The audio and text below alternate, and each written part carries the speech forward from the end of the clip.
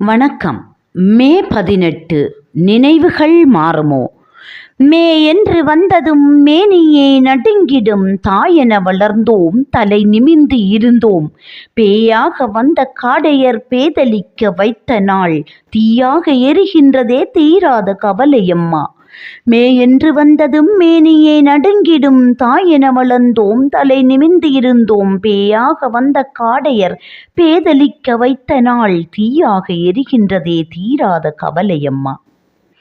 பொல்லாத கூட்டத்தால் புழுவாக துடித்ததை சொல்லித்தான் தீருமோ, சொல்லிடத்தான் முடியுமோ? இல்லாமல் போனதே எங்கள் உறவுகள், அல்லாடும் அனாதைகளும் அங்கவீனர்களும் ஏராளமாக. பொல்லாத கூட்டத்தால் புழுவாக துடித்ததை சொல்லித்தான் தீருமோ, சொல்லிடத்தான் முடியுமோ?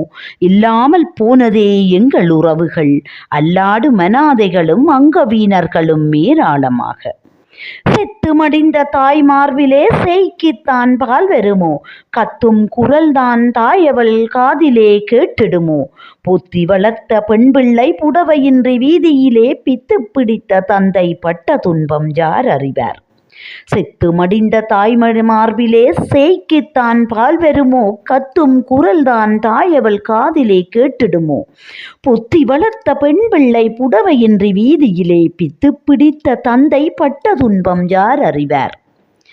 உதிரம் கொட்டியே உணர்வு இழந்தாலும் விதி என்று கிடக்கிறது வீதியிலே உயிர் துடிக்க.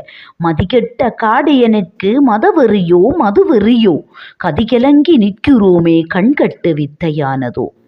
உதிரம் கொட்டியே உணர்வுகள் இழந்தாலும் விதி என்று கிடக்கிறது வீதியிலே உயிர் துடிக்க.